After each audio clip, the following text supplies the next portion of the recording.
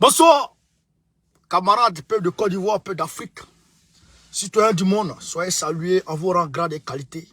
Depuis vos bords, depuis vos positions respectives, je vous demande de faire le maximum de partage, de pomper cette vidéo partout à travers le monde. Camarades, l'heure est grave, l'heure est très très grave. Alors donc, on apprend de sources sûres, parce que le camarade Ben le cerveau a des sources sûres. Et d'ailleurs, j'aimerais ici profiter pour dire, pour vous dire que c'est lui c'est de lui que j'ai eu l'information de la condamnation avant que la presse ne donne l'information. C'est Ben le cerveau, c'est du réseau de Ben le cerveau qu'on a su que les soldats, les 46 mercenaires de Draman avaient été condamnés. C'est par le réseau de Ben qu'on a su. Voilà. Donc le réseau de Ben, il est à 90% fiable. Comme il n'y a pas 100% fiable, il est à 90% fiable. Donc Ben le cerveau dit qu'il y a 11 soldats de Macron qui sont rentrés notamment au Mali au sein de la MINUSMA. 11 soldats des gens là qui sont rentrés notamment au Mali en février dernier. C'est qu'il y a une semaine de cela. Il y a une semaine, ils sont rentrés. À côté de ça, Yag Agadi affirme aujourd'hui qu'il a des soutiens au sein de Bamako et il a des soutiens au sein des grandes puissances. Yag Agadi l'a dit aujourd'hui. RFI qui le confirme. Frère, je vous le dis, Yoroman.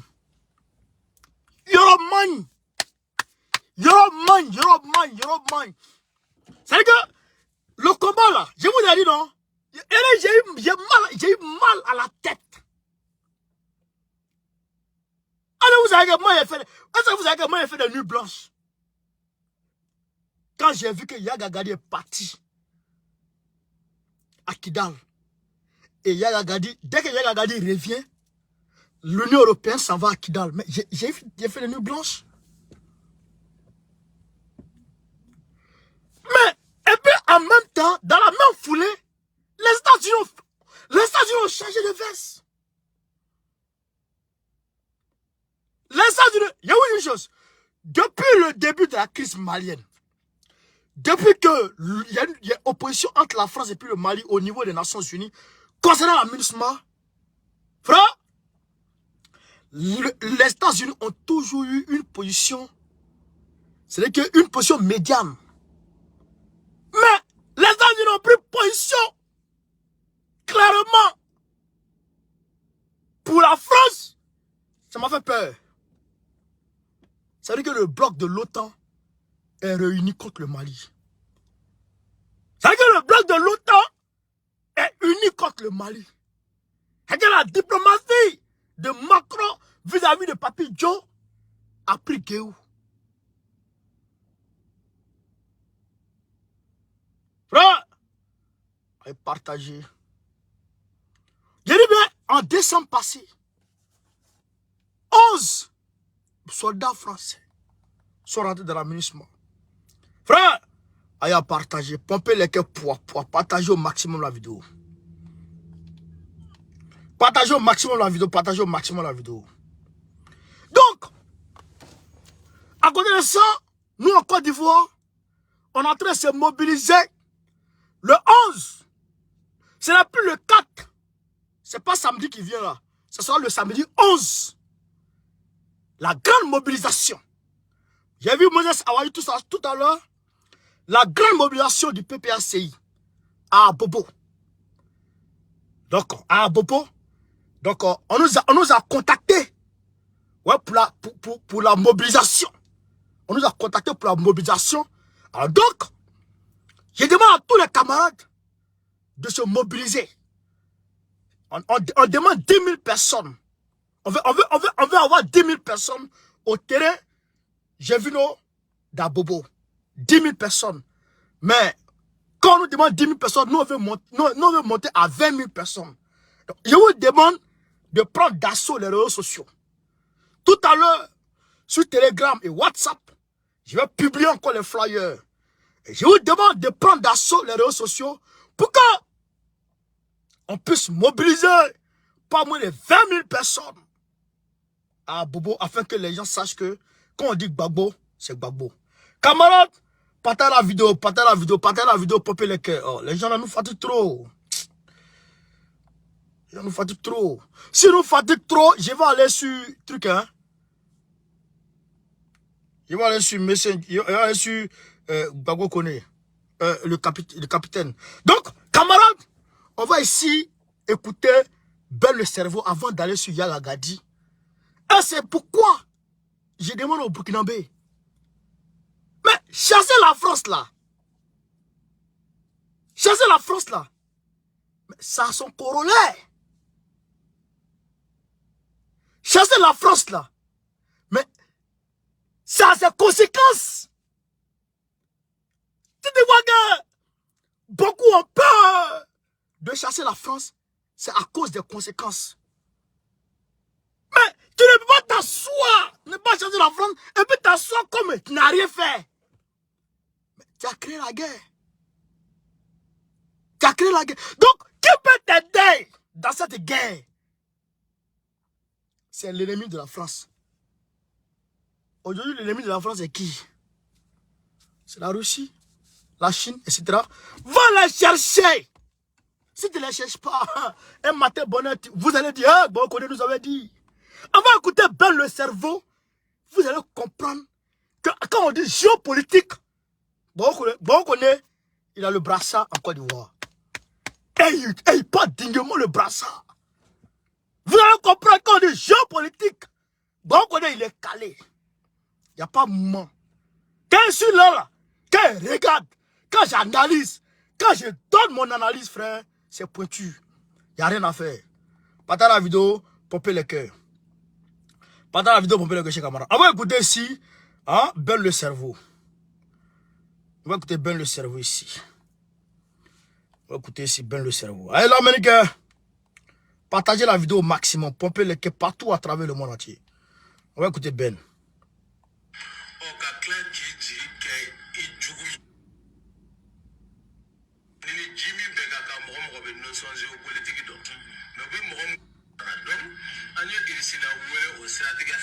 Écoutez, hein.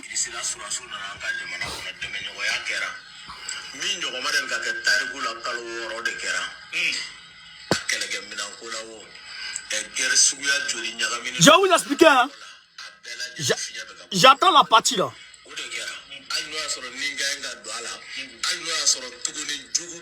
Popez la carte, partagez.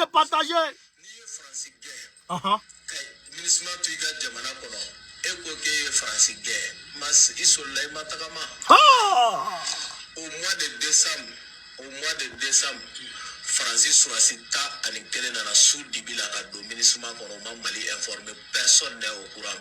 Un contingent non officiel au don ministre Francis Souracita a au mois de décembre. Il y a 10 jours au mois de janvier, Francis Souraci Mouwa a Wolof Lana au don ministre Bébé Tchikin, qu'au Français au Dogouna tourisme Mali, ministre Souracou de Dubilahi. Mais on va que tu vas dire, ne te pas finir la wadi, à qui va raconter la septième il dit il y a 10 jours, donc c'était au mois de janvier. Au mois de janvier, il y a 11 soldats, des gens là, des Macron, qui sont rentrés au Mali, dans le contingent malien. Donc déjà, les gens qui sont à Camoisin là, on les a déjà dispatchés. Les gens qui sont à Camoisin là, on les a déjà dispatchés. Et Ben le cerveau dit, quand tu chasses la France, et tu ne chasses pas la MINUSMA, tu t'es réveillé tôt, hein, mais tu n'as pas commencé à marcher tôt. Tu t'es réveillé, mais tu n'as pas encore commencé à marcher. Hein? Ben, il connaît la géopolitique. Il maîtrise la géopolitique. Mais tous les jours, il détaille. Voilà comment les gens là se sont comportés en Côte d'Ivoire. Voilà comment les gens se comportent au Congo. Voilà comment les gens là se comportent avec Kadhafi. Voilà comment ils se comportent avec Bachar al-Assad. Voilà comment ils se comportent avec l'Irak. Voilà comment ils vont se comporter avec le Mali. Et là, parce qu'on est dans l'amusement. Là, on va écouter et on va partir. 11 soldats de Macron qui sont rentrés notamment de la MINUSMA et ils sont allés s'arrêter. Ils sont allés s'asseoir tranquillement et on leur a donné les casques bleus, on leur a tout donné. Antonio Guterres, qui le paye? Qui le paye? Qui le gère? C'est pas les mêmes gens là? Et bien sûr, c'est eux. C'est eux qui les gèrent. C'est eux qui nous donnent tout. Antonio Guterres. Est-ce que vous comprenez, chers camarades? Voilà la réalité. Donc, il y a eu 11 qui sont rentrés. Maintenant, on va écouter un peu. On va aller mollo mollo.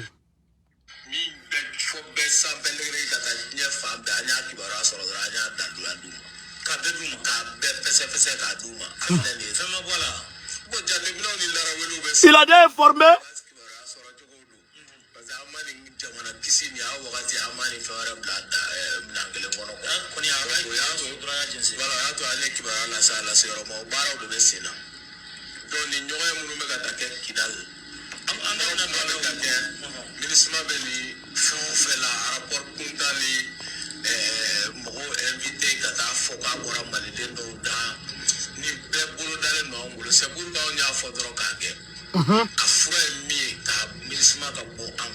C'est tout. Il dit, Ben dit, la solution ultime au problème malien, la solution ultime, c'est de dégager la MINUSMA. La solution ultime, c'est de dégager la MINUSMA. Mais il poursuit, comme tout le monde ne comprend pas Djoula, moi j'ai suivi la vidéo, il poursuit et il dit que si la MINUSMA reste, si le, comment dirais-je, le contrat de la MINUSMA est renouvelé en juin là, ça va péter. Et c'est sûr, ça va péter. D'accord? Ça va péter. Maintenant, qu'est-ce qu'il faut faire? Il faut dégager la MINUSMA. Comment dégager la MINUSMA? Comment la dégager? C'est pourquoi, pour ne pas que la MINUSMA s'en aille, pour ne pas que le Mali soit, pour ne pas que le Mali ait raison, pour ne pas que le Mali ait la latitude, pour ne pas que les autorités maliennes aient le courage de chercher la MINUSMA, on envoie une question, on envoie une histoire de, comment dirais-je, une histoire de enquête indépendante avec des experts. Laquelle enquête doit prendre du temps. Pour que l'enquête se fasse, il faut que la MINUSMA demeure. Maintenant, cette enquête va prendre combien de temps? Première question. L'enquête va prendre combien de temps? Première question. Deuxième question.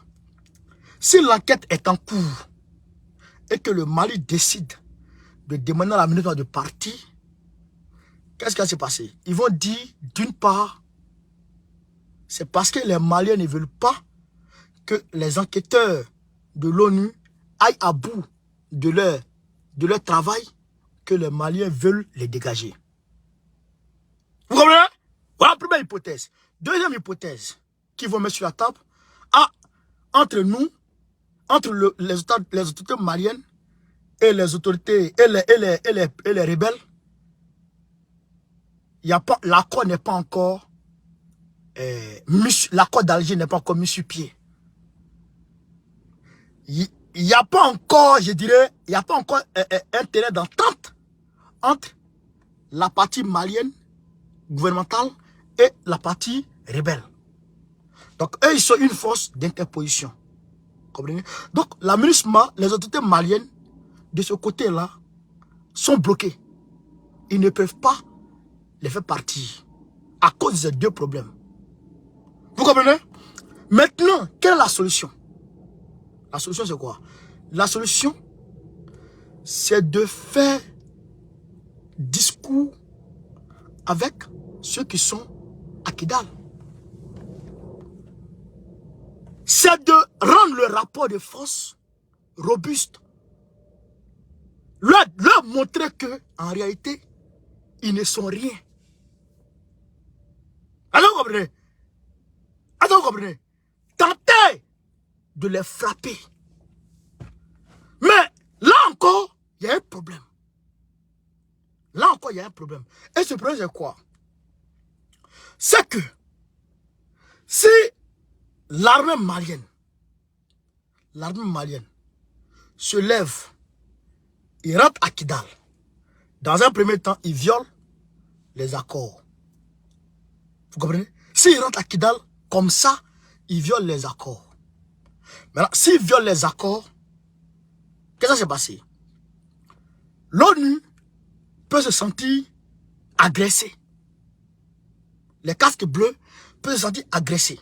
Et donc, si les casques bleus se sentent agressés, en même temps, ils diront, ah, droit de l'homme, droit de l'homme, droit de l'homme.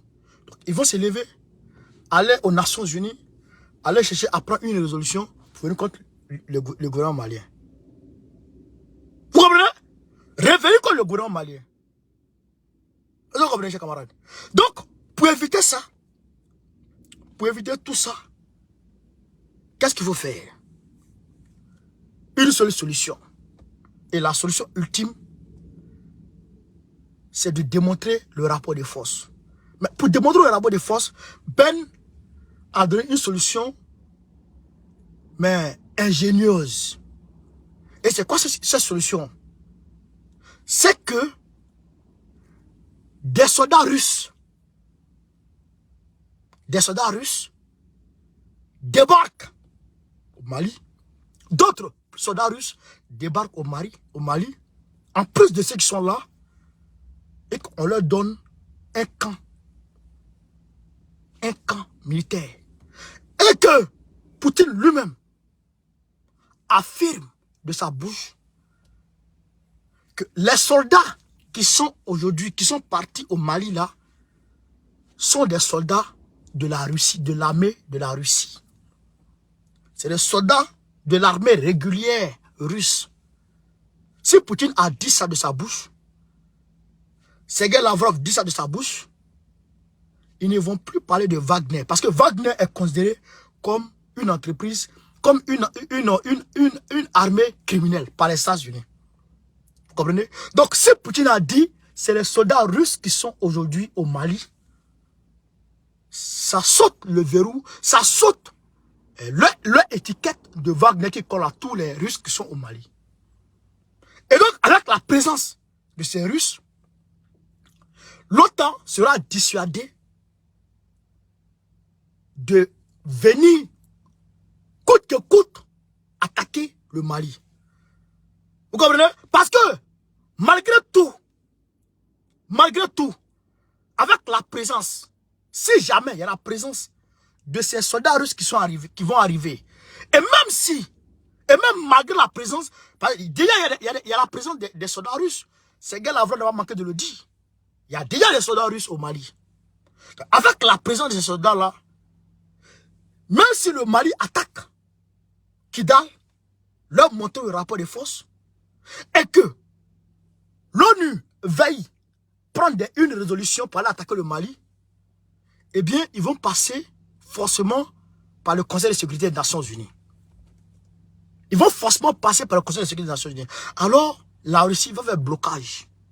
Ça ne passera pas. Si la Russie fait un blocage, ça ne passe pas.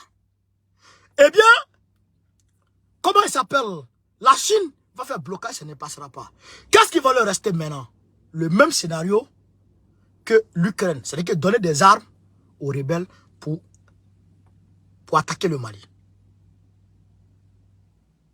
Vous comprenez? Le même scénario qui se passe aujourd'hui en Ukraine, ce même scénario, c'est à ce même scénario qu'ils vont faire recours au Mali. Fournir des armes aux rebelles. Voilà tout. Voilà, j'ai mis sur la table toutes les hypothèses. Et quand on met tout, quand on remet tout, Grâce aujourd'hui à la coopération sincère entre le Mali et la Russie, aucune résolution aux Nations Unies ne peut passer. D'autant plus que ils sont en guerre avec la Russie. À moins que il faut des concessions de fou à la Russie du côté de l'Ukraine et puis reprendre le Mali. Mais c'est pas possible. Dans la pratique, c'est pas possible parce que la Russie, si la Russie aujourd'hui, avec le sentiment, je dirais, avec la sympathie que la Russie a pu gagner dans le cœur des Africains, si la Russie vient tourner le dos au Mali, dans ces conditions-là, automatiquement, nous tous, on va commencer à détester la Russie. Donc, de ce côté-là, la Russie ne pourra pas trahir le Mali. Ça, c'est clair. Donc, il faut qu'on soit sûr d'une chose. Même si Assimi Goïta monte à l'assaut de Kidal, ce qui doit se faire bientôt, ils peuvent crier comme ils le veulent. Aucune résolution ne peut être prise aux Nations Unies. Aucune résolution ne peut être prise aux Nations Unies. Et donc, la seule solution qui leur restera, c'est de parler partout pour dire « Ah, le Mali est en train d'agresser les populations qui sont là-bas. Le Mali est en train d'agresser les rebelles qui sont là-bas. On va les aider. On va les aider, on va les aider. » Et ils vont d'ores et déjà, comme ce qu'ils ont fait en Yougoslavie, ils ont divisé les pays, la Croatie et les pays qu'ils ont divisé. Frère, ils peuvent reconnaître, selon eux là-bas, la France, les États-Unis et l'Angleterre, ils peuvent reconnaître l'état de l'Azawad. Ils peuvent reconnaître l'indépendance de l'état de l'Azawad. Mais aux Nations Unies, ça ne passe pas. Puisque il faut nécessairement la validation par la Russie et la Chine pour qu'il soit État. C'est pourquoi Taïwan n'est pas encore devenu pays. Vous comprenez? Taïwan n'est pas encore devenu pays. Vous comprenez? Donc, dans tous les cas, ils ne peuvent pas être État. Ben, ils peuvent reconnaître de leur côté, mais ils ne peuvent pas avoir de drapeau aux Nations Unies. L'Azawad ne peut pas avoir de drapeau aux Nations Unies. Parce qu'il faut l'accord de la Russie. Il faut l'accord aussi de la Chine. Donc, vous voyez la complexité de l'affaire. Vous voyez la complexité de l'affaire. Donc, aujourd'hui, si on doit frapper Kidal, on doit être rapide et efficace. Rapide et efficace. C'est-à-dire qu'en un temps, on donne la Kidal. On donne la Kidal. Et pour réussir ça, il faut que les conditions météorologiques soient favorables. Et c'est le moment. Et c'est le moment. Si juin arrive et qu'on n'a pas pu taper, on ne pourra plus taper. On va attendre l'année prochaine. Pendant qu'on attend l'année prochaine, eux se préparent. Vous comprenez? Alors que ce qui est dangereux dans l'affaire, Yahya Agadi est allé la dernière fois, la semaine dernière, à Kidal. Il a rencontré les chefs de Kidal. Je vous l'ai dit, qu'ils sont en train de s'apprêter à faire une coalition, à faire une mutualisation. Je vous dis ça. Eh bien, ils vont le faire. C'est confirmé. Maintenant, cette coalition se fait avec Yahya Agadi. Yahya Agadi. Les gens de Kidal, leur coalition se fait avec Yahya Agadi. Et alors, Yahya Agadi a affirmé sur RFI, vous pouvez aller voir. Yahya Agadi a affirmé sur RFI, selon le journal du RFI, qu'il a des soutiens, avec, il a des soutiens il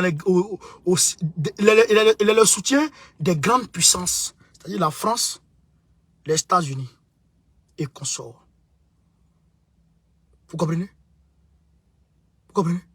Donc, voilà ce que Yaya Gadi a dit. Et donc, tous ceux-là, y compris la MINUSMA, sont dans le même moule. Vous comprenez? Vous comprenez? Donc, tous ceux-là vont travailler ensemble pour aider les rebelles à casser le Mali. Je vous ai pris l'exemple de la Côte d'Ivoire. Je vous ai pris l'exemple de MPCI, MPIGO, MJP. Aujourd'hui, les signataires de l'accord, vous dites que vous êtes des rebelles. Vous êtes des rebelles. Un rebelle se manifeste parce que, à cause d'injustice, d'une part et d'autre.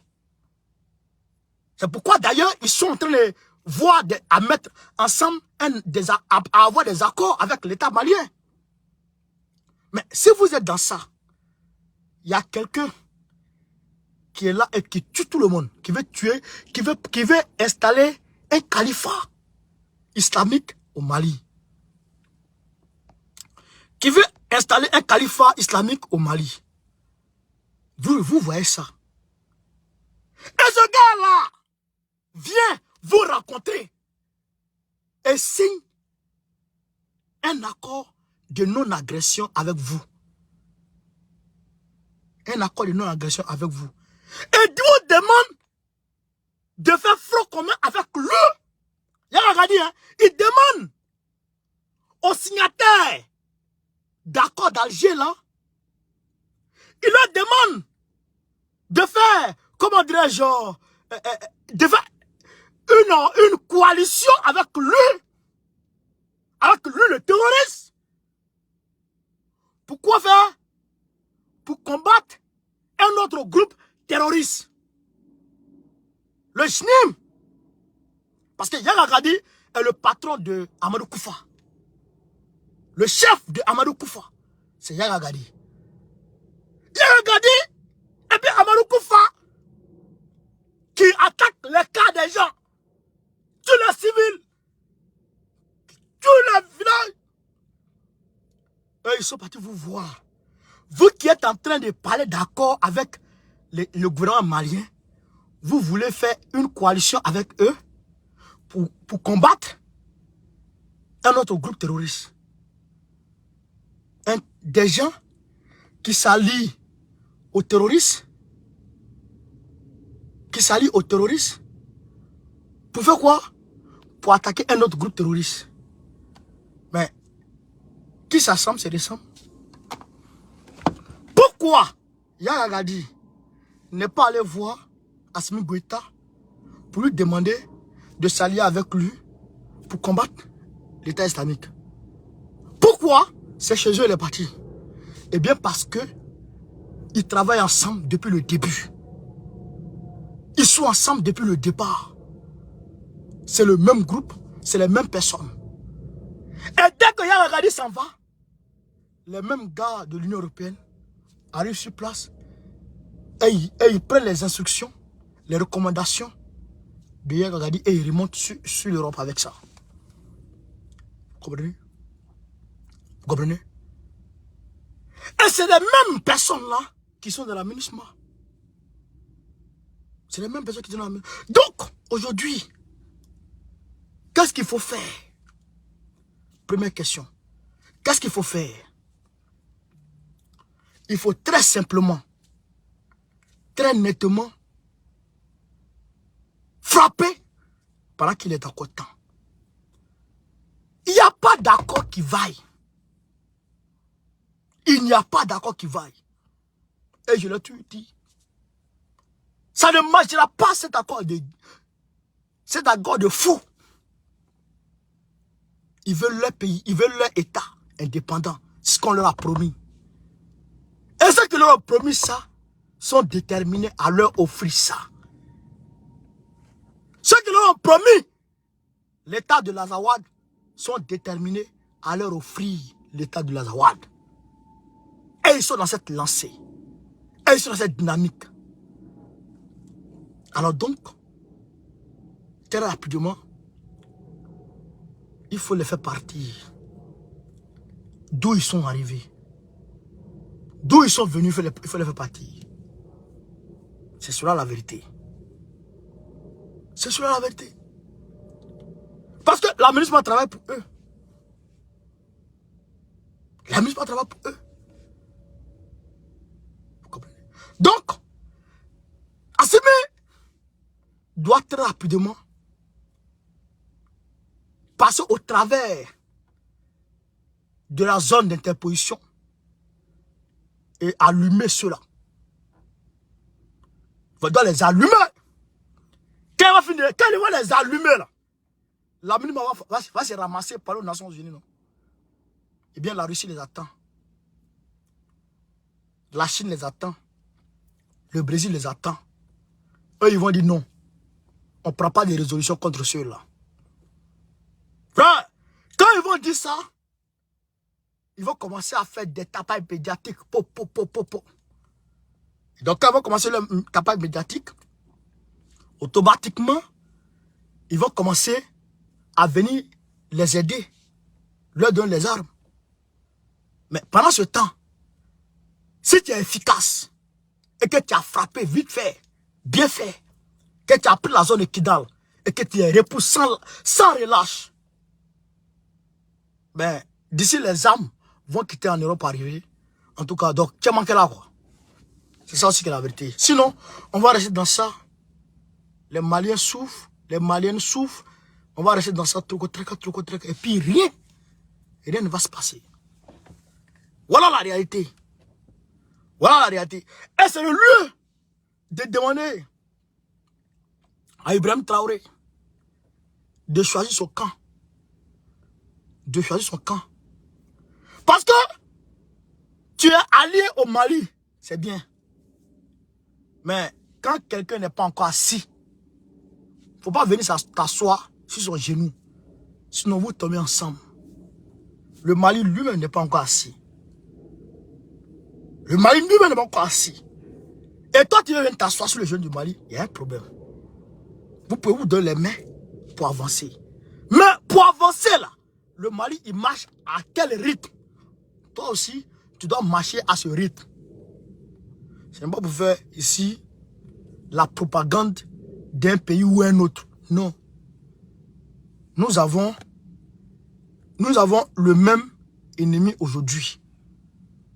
Nous, les Panafricains et la Russie, nous avons les mêmes ennemis. L'ennemi de mon ennemi est mon ami. L'ennemi de mon ennemi est mon ami. L'ennemi des États-Unis, la France, est l'ami de ceux qui veulent sortir la tête de l'eau. De ceux qui veulent un monde multipolaire. Tu as choisi la France, d'accord. Mais est-ce que tu peux assumer avec tes VDP et leurs petits kalash? Ils vont mettre délit de droit de l'homme sur toi. Le Mali ne peut pas te sauver aux Nations Unies. Parce que le Mali n'a pas de droit de veto. Et aujourd'hui, excusez-moi, partagez la vidéo, chers camarades, partagez, pompez le cœur. Et aujourd'hui,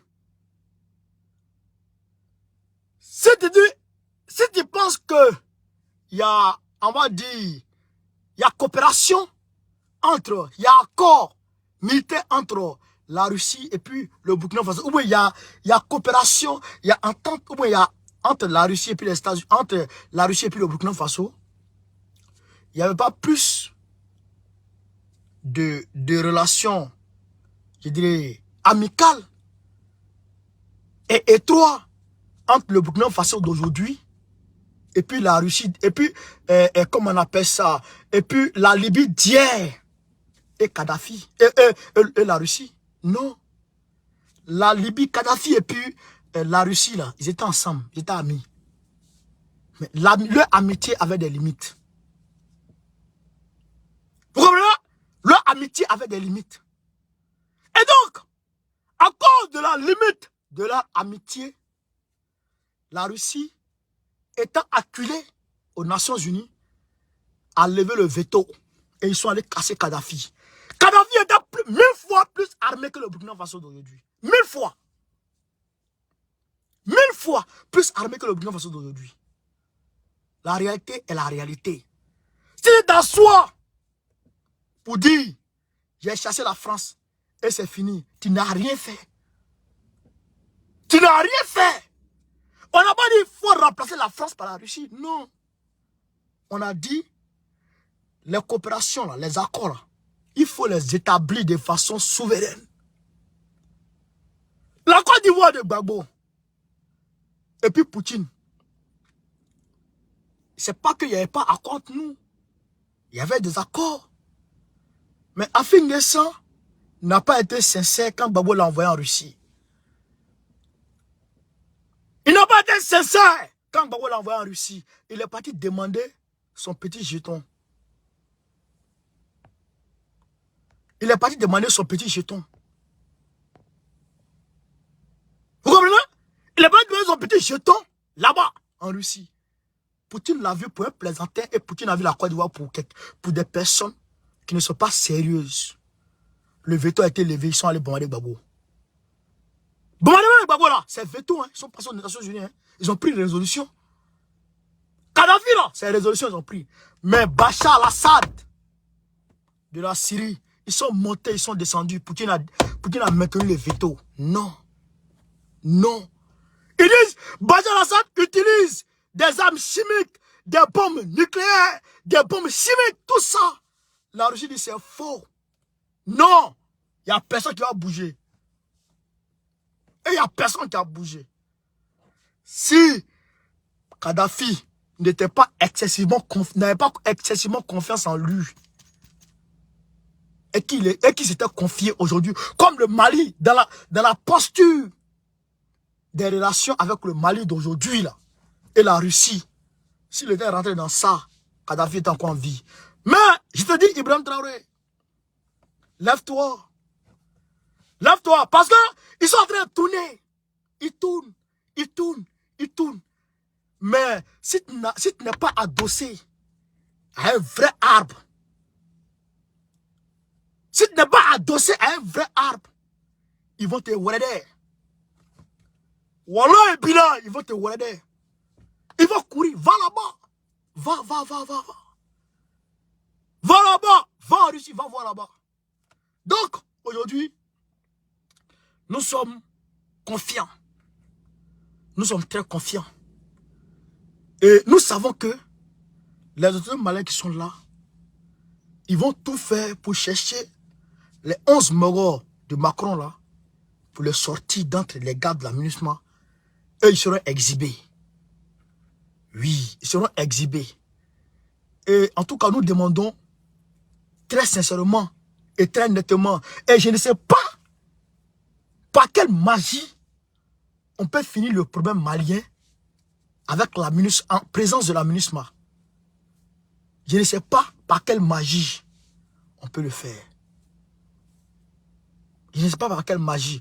Et c'est le lieu de demander au peuple du Mali de commencer à se mobiliser pour demander à la MINUSMA de partir. Parce que aujourd'hui là, les autorités ne peuvent pas dire partir. Ça c'est clair. S'ils pouvaient là, il y a longtemps ils l'ont fait. Mais ils sont trop dans des calages bizarres. Où Assimi Goïta peut se jeter à l'eau. Peut se jeter à l'eau et leur demander automatiquement de dégager. Et qui vont s'entendre avec leurs frères maliens qui sont de l'autre côté. Donc si la MINUSMA dégage maintenant là, tiens Belon. Tiens Belon. C'est ça qui est la vérité. Donc, voilà un peu ce que je pouvais dire dans le direct de ce soir. Et je demande à tous les camarades d'Abidjan et dans les environs d'Abidjan, la fête de la Renaissance va se tenir le 31 mars 2023. Avant cette fête, nous avons une tournée à Abidjan qui est confiée au secrétaire général de Mme Picasse. Donc, le 11, samedi 11, tout le monde est attendu comment dirais-je, tout le monde est attendu, frère. Au terrain, j'ai vu nos Kwasi d'Abobo. Terrain, j'ai vu nos Kwasi d'Abobo. Tout le monde est attendu là-bas. Émile Austin, merci pour l'histoire, mon frère. Tout le monde est attendu là-bas. Donc, tout le monde doit venir. Que ce soit Mali en Côte d'Ivoire, Burkinabé en Côte d'Ivoire, Guinée en Côte d'Ivoire, Ivoirien, que ce soit Djula, Bété, quoi. Il faut converger et rapidement vers le samedi 11. Que tout le monde, Moses Awayou, Soro Kirino, il faut prendre d'ores et déjà les comment dirais-je, les réseaux sociaux. Il faut prendre d'ores et déjà les réseaux sociaux d'assaut. Voilà. C'est un giga meeting du PPACI à Abobo. Stade Gervino, Abobo Avocatier, à Nissankwa. Voilà. Avocatier à Nissankwa. Abo Avocatier à Nissankwa. Le 11 février 2023. Tout le monde doit être là-bas. Le 11 février. Tout le monde. Ils ont dit, oh, 10 000 personnes. Mais nous, on veut 20 000 personnes. Il y a que le terrain là. Il y a que ça soit. Il y a que le terrain là. Le terrain, j'ai vu nous là. Il y a que ça soit. Il y a que ça déborde de monde.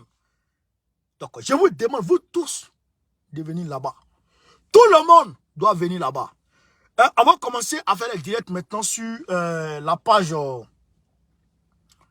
La nouvelle page Capitaine. On va aller sur Capitaine maintenant. Parce que cette page-là, ils ont trop signalé. Voilà, ils ont trop signalé. Les blancs, ils nous fatiguent. Voilà. Donc, camarades, partagez la vidéo au maximum. Pompez les cœurs partout à travers le monde entier. Donc, on est ensemble. Sur ce, Gbagbo ou rien. Gbagbo ou rien. Gbagbo ou rien. Gbagbo Kafisa. Très prochainement, Gbagbo président de la Côte d'Ivoire. Gao Kari. Goïta Aurien, soutien à Doumbouya. Faustin Touadéra. André Rajoina. On est ensemble. Soro Grina. Sois salué, mon frère. Labas Touré. Merci. Moses Awayou. Merci à vous tous, chers camarades d'Afrique. Donc, on est ensemble. On est ensemble. On est ensemble. Merci. Partagez. Continuez à partager.